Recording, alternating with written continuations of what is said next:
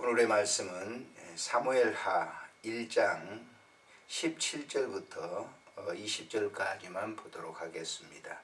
다윗이 슬픈 노래로 사울과 그의 아들 요나단을 조상하고 명령하여 그것을 유다 족속에 가르치라 하였으니 곧 활의 노래라. 야살책에 기록되었으되 이스라엘아 내 영광이 산 위에서 죽임을 당하였도다. 오호라 두 용사가 엎드러졌도다. 이 일은 가드에서 알리지 말며 이 아스글론 거리에도 전파하지 말지어다.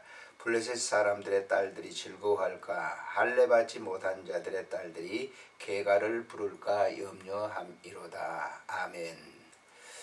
오늘부터는 이제 사무엘 하를 묵상하도록 하겠습니다. 사무엘 하는 모두 24장으로 되어 있습니다. 이 사무엘 하는 사울 왕이 이제 죽고 난 이후에 다윗이 왕으로 등극해서 그 통치하는 모든 과정을 보여주고 있습니다. 오늘 이 1장에서 보면 사무엘이 사울 왕이 죽은 그러한 소식을 듣고 다윗은 그의 그 왕과 그의 아들 요나단을 위해서 조가를 지어서 부르고 있습니다.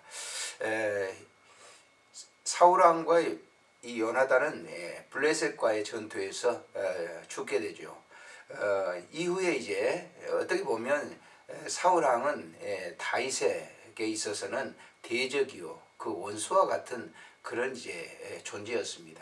그럼에도 불구하고 다윗은 사울 왕과 그의 아들, 물론 요나단 친구입니다만은 그를 위해서 이런 슬픈 조가를 지어서 온 백성들과 함께 그의 죽음을 슬퍼하고 있는 것을 볼 수가 있습니다. 우리가 이 말씀을 묵상하면서 우리 하나 생각해야 될 것은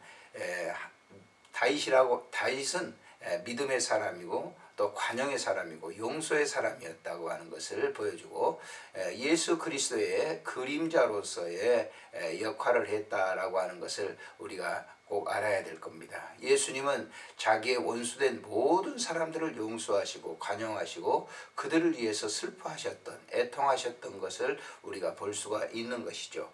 오늘 또 이 본문에 보면은 다윗이 이 슬픈 노래로 사울과 그의 아들 요나단을 조상하고 그랬습니다. 슬픈 노래로 조문을 했는데 그 상가에 찾아가서 조상했다라고 조문을 했다라고 하는 겁니다. 명령하여 그것을 유다 족속에게 가르치라 그랬습니다. 명령해서 모든 유다 족속들이 사울 왕과 요나단을 위해서 슬퍼할 것을 말합니다. 그리고 그 지금 내용을 활의 노래라 하면서 야살의 책에 기록되었으되 그랬습니다. 이 야살의 책에 기록되었다라고 하는 것은 위대한 사람이나 인물 그것을 기념하기 위해서 고대에 이제 이 책에 기록되어 이 책의 역사를 기록한 것인데요. 그 지금도 그 고고학적으로 그 흔적이 남아 있는데 여호수아도 보면은 이런 얘기를 하죠. 가나안 땅을 점령한 이후에 10장 여호수아서 10장 13절에 보면 태양이 머물고 달이 멈추기를 백성이 그 대적의 원수 같기를 하였느니라. 야살의 책에 태양이 중천에 머물러서 거의 종일토록 속히 내려가지 아니하였다고 기록했다. 이렇게 야살의 책에. 그러니까 여호수아가 가나안을 점령하면서 기울 수 있는 그 지역을 점령하면서 하나님께 간구해서 태양이 하늘에 멈추도록 그렇게 했으니까요. 굉장한 기도죠. 그것이 야살의 책에 기록되었다라고 하는 것이죠. 이 다윗의 이 조가도 역시 그 책에 기록되었으되 이렇게 얘기합니다. 그러면서 그는 이스라엘아 내 영광이 산 위에 죽임을 당하였도다. 오호라 두 용사가 엎드러졌다. 사울 왕과 그의 아들 요나단이 엎드러졌다. 이 소식을 할례 받지 못한 자들에게 알려지지 않도록 하기를 원한다라고 얘기합니다. 그리고 맨 마지막에 보면 내 형 요나단이여 이렇게 표현하고 있습니다. 사울의 왕 요나단 다윗의 참 영원한 친구였죠.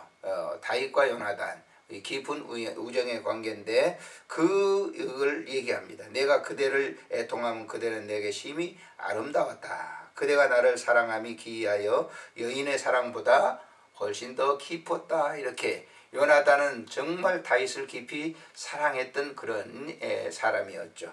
그래서 이 얘기를 하는 것이죠. 27절에 오호라 두 용사가 엎드려졌으며 싸우는 무기가 망하였도다. 이렇게 대적 싸우는 무기 블레셋과 주변에 있는 모든 그 자들과 싸웠던 사울왕이 무너졌다. 이런 얘기를 하고 있습니다. 아무튼 본장에서 우리가 이해해야 될 것은 다윗의 관용 정신입니다. 이 관용의 정신은 철저하게 예수님의 한 그림자로서 한 표상이 된다고 볼 수가 있습니다. 오늘날도 우리가 이 대인관계 속에서 불미스러운 불편한 관계들이 있죠. 그러면 어떤 사람들이 그런 대적한 사람들이 이렇게 죽거나 어떤 좀 나쁜 소식이 들게 되면 시원하다 그런 사람들이 있어요. 어떤 사람은 뭐 썩은 이가 빠진 것처럼 시원하다 그렇게 생각하는 사람들도 있습니다. 그러나 그것은 그 신앙의 정신이 아니죠. 기독교적인 정신이 아니죠. 오늘날 기독교 교회 내에서도 얼마나 많은 사람들이 영적으로 이 갈등을 가지고 있는지 모릅니다. 그러니 갈등과 암투가 있는 이런 이 세상 속에서 우리 그리스도인들이 어떻게 살아야 될 것인가, 삶의 관용의 정신을 다윗을 통해서 배울 수 있다라고 하는 것이죠.